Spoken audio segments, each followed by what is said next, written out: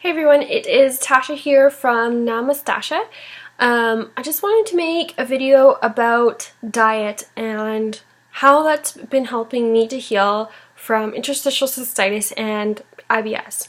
So first off, when I first got IC, when I first started feeling sick actually, they thought I had celiac disease. So I cut out gluten for probably about a month, and I did see a little bit of improvement then, but I didn't, when I got my test results back saying that I wasn't celiac, I just continued to eat gluten again because I loved making sandwiches and bread and all that so much. I was such a big pasta person. Anyways, so, but I did notice improvement there. And then my health kept on deteriorating and getting worse, and I was kind of ignoring like my mom who was saying, well, maybe it's dairy, maybe that's bothering you.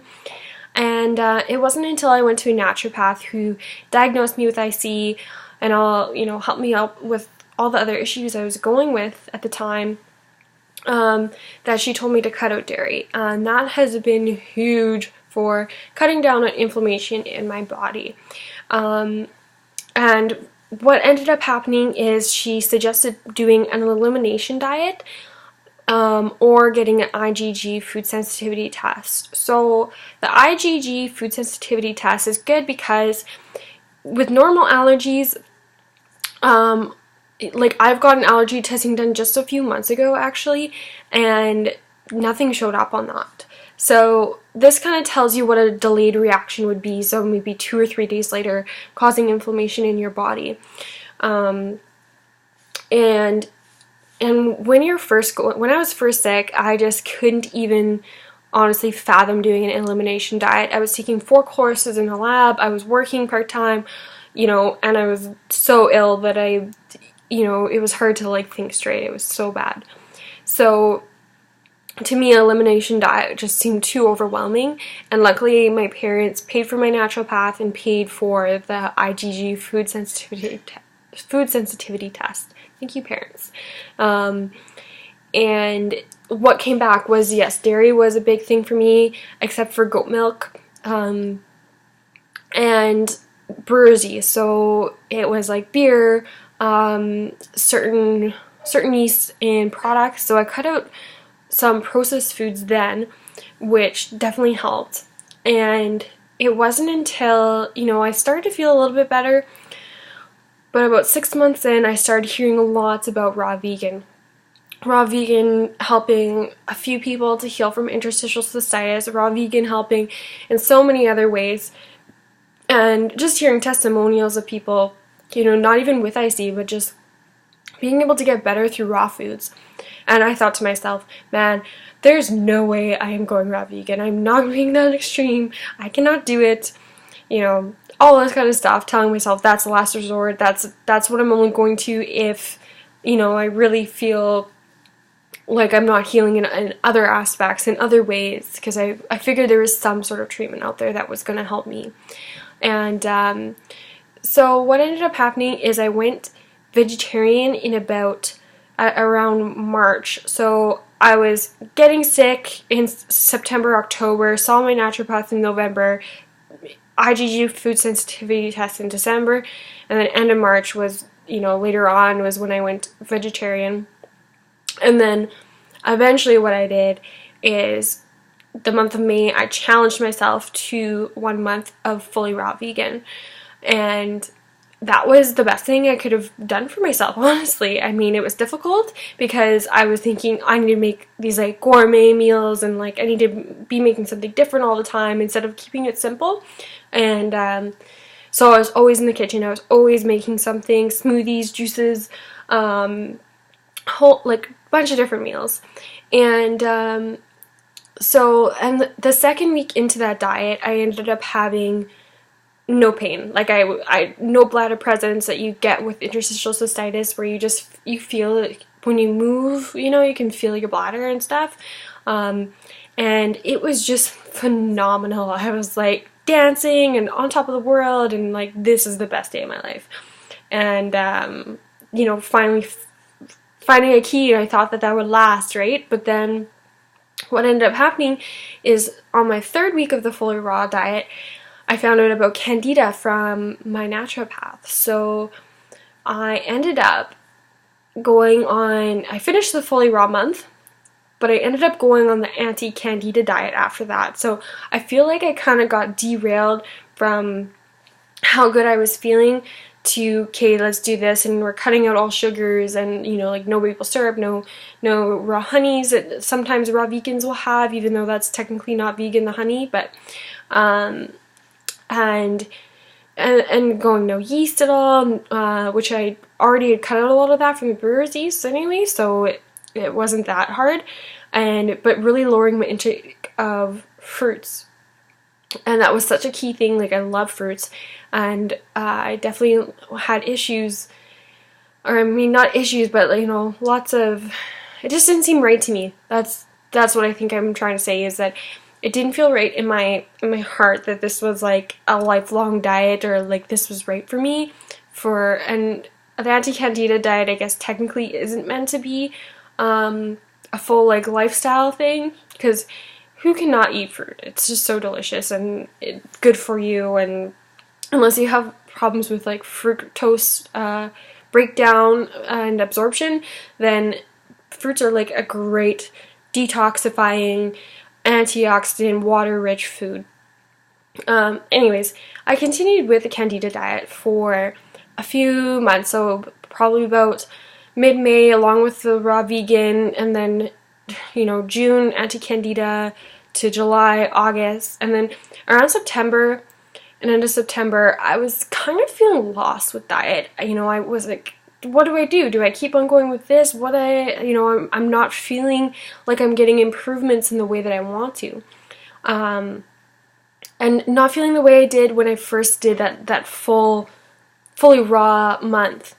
And in my head, for whatever reason, I was thinking, man, I can't do fully raw, so like, I can't do that.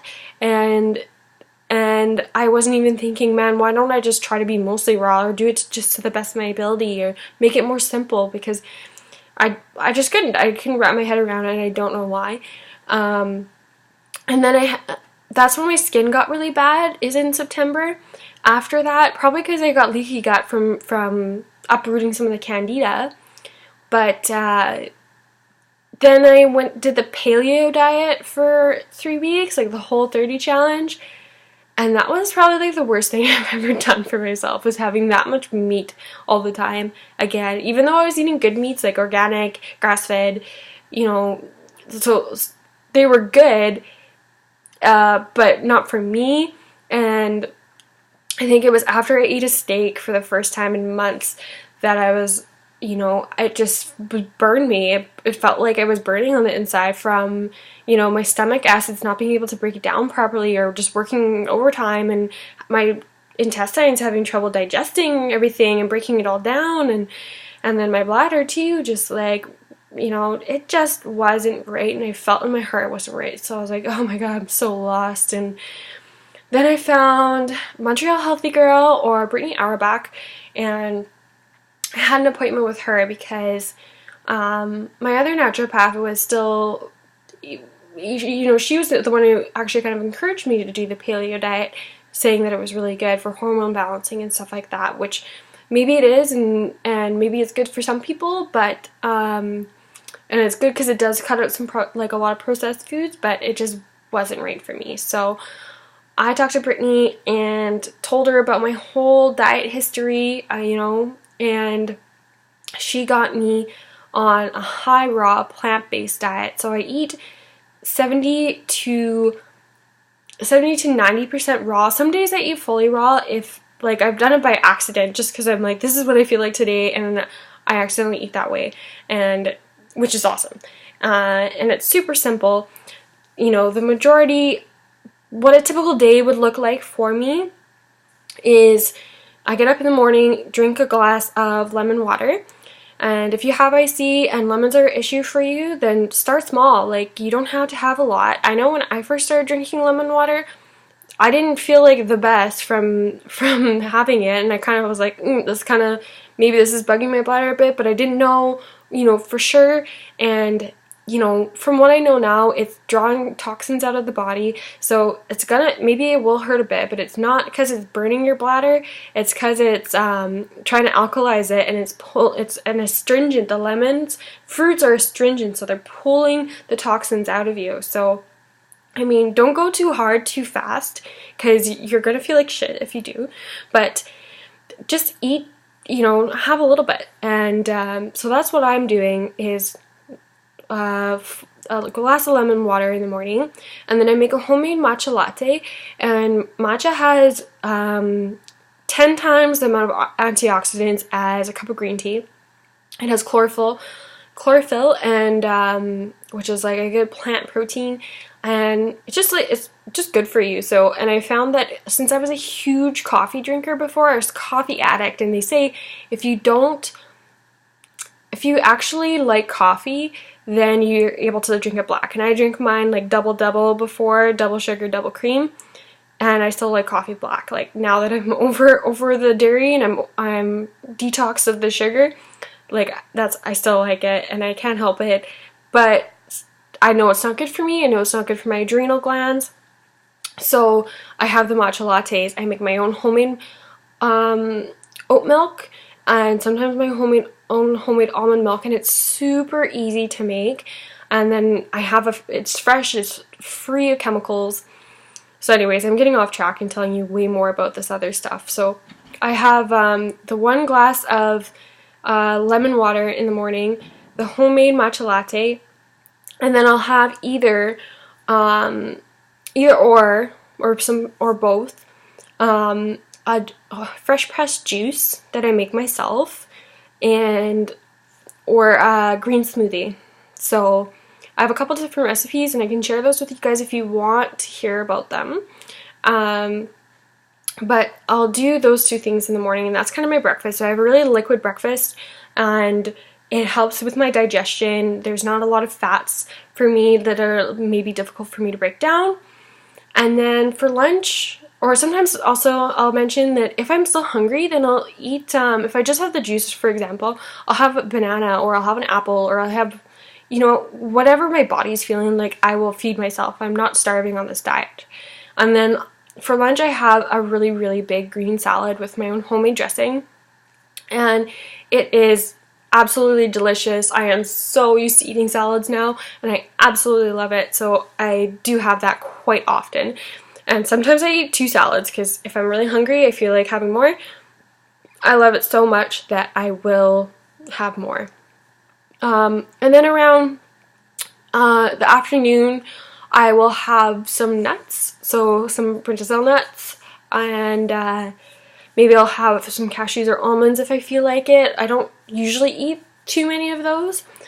And again, if I'm just, you know, listening to my body, whatever it's feeling like, if it wants more, sometimes that's when I have a smoothie again, or you know, or have a juice. Then I mix my day up, so I don't keep it the same all the time. And then for dinner, I'll have some mixed veggies of some sort, or like some sort of vegan dish. Again, sometimes I end up eating raw. You know, if I'm busy studying, like, smoothies are like my go-to, and I make a huge smoothie, and I'll have that, and it's so easy. Or I have a monomeal of fruit. You know, again, salads, mixed veggies, vegan dishes, soups. You know, my mom made me vegan chili the other day, and it was delicious. So having that has been really good, and it's kind of like a nice, like, comfort food, and still healthy. And then in the evening, if I have a sweet tooth, then I will have some banana ice cream that I make myself. So it's just frozen bananas, and then whatever flavoring you want, a little bit of coconut water. And by flavoring, I mean real flavoring, like not some prepackaged whatever. I'll use raspberries if I want raspberry ice cream, or I'll use organic cocoa powder if I want chocolate, and I love chocolate, so that's a lot of the time what I end up making. And yeah, so that's kind of like a typical day. I have a little bit of fermented foods too, like kimchi, and I know a lot of people with IC might have trouble with spices. I love them, and I don't find that they really bother me that much. So yeah, so that's kind of my whole, I don't know, diet history. I've been 3.5 to 4 months on the high raw plant-based diet, and I can tell you this, that when I stick to it, or when I have stuck out with it, it's felt right for my body.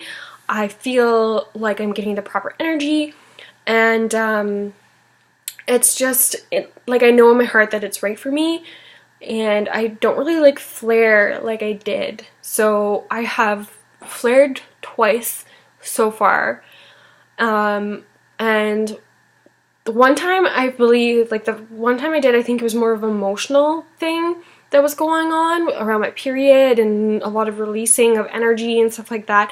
So I don't blame it on the food.